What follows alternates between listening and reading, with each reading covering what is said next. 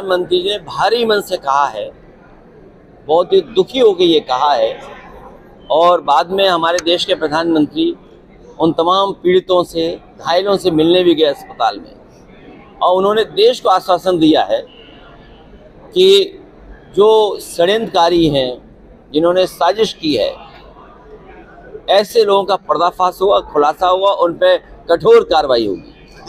इसके आगे क्या बचा है? ट्रम्प के टैरिफ के बीच अगर देश के प्रधानमंत्री बोल दें, उसके बाद क्या बचा है बताओ? अगर आपके पास कोई ऐसी न्यूज हो कि कराची कब्जा कर लिया हो तो बता दो हमें। ट्रम्प टैरिफ देखिए, क्या ट्रम्प टैरिफ के बीच में सिंदूर टू करने की हिम्मत करेंगे?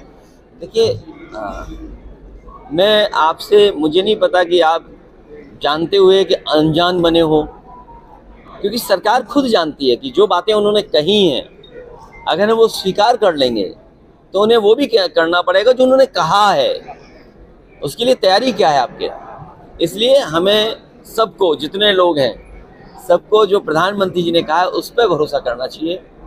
उन्होंने भारी मन से, बहुत दुखी होकर के कहा है कि ऐसे लोग, जो लोग साजिश षड्यंत्र करते हैं, उनके खिलाफ कड़ी कार्रवाई होगी। ओम प्रकाश राजभर ने कहा है कि बिहार में एक लड़के से जो है प्रधानमंत्री, 5 मुख्यमंत्री और 50 मंत्री मिलकर लड़ रहे हैं। देखिए, इसका जवाब मैं नहीं दे सकता, इसका जवाब हमारे मुख्यमंत्री योगी जी दे सकते हैं। अखिलेश जी, शाहजहांपुर में 36 मकानों जो जवाब हमारे पत्रकार साथी मांग रहे, उसे जवाब मैं नहीं दे सकता। अखिलेश जी, ये जवाब तो हमारे मुख्यमंत्री जी दे सकते हैं। अखिलेश जी, शाहजहांपुर में 36 मकानों पर बुलडोजर चलाया है। एक माँ चीख कर कह रही है मेरी बेटी की शादी होना है। देखिए, ये जो बुलडोजर कल्चर है, इसको कभी कोई स्वीकार नहीं कर सकता।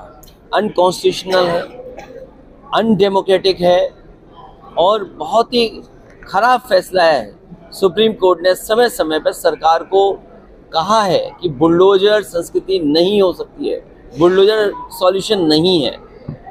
25 नवंबर को अयोध्या में ध्वजारोहण कार्यक्रम हो रहा है। उससे क्या, वो तो कार्यक्रम चलते ही हैं। अब मान लीजिए नया साल आएगा, इसको कौन रोक लेगा? क्रिसमस आएगा, कौन रोक लेगा? तो त्योहार, कार्यक्रम तो चलते ही होते हैं, और होना भी चाहिए कार्यक्रम।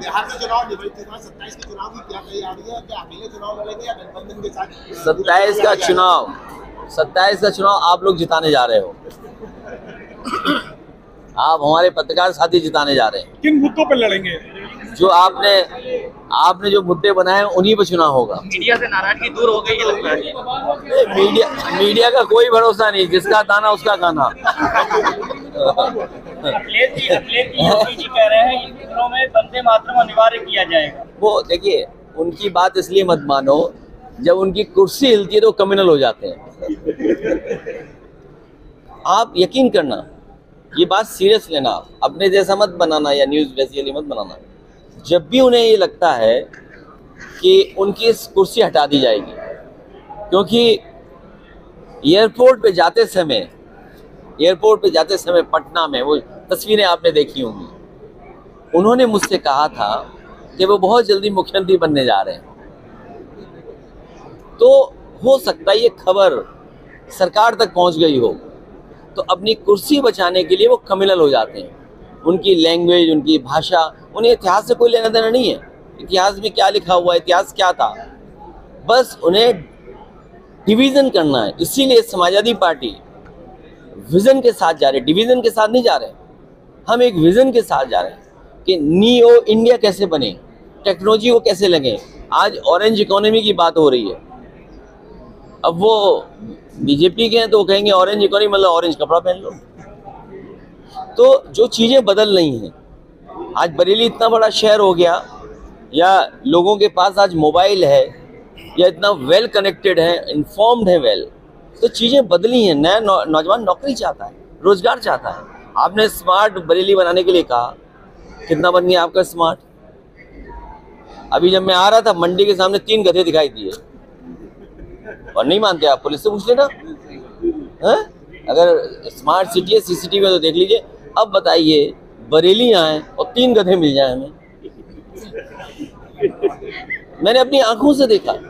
और अब मुख्यमंत्री सिंगापुर जा रहे हैं। सिंगापुर, किसी ने बता दिया कि सिंगापुर में वेनिस है। अखिलेश जी, उत्तर प्रदेश में किसी ने बता दिया कि सिंगापुर में वेनिस है।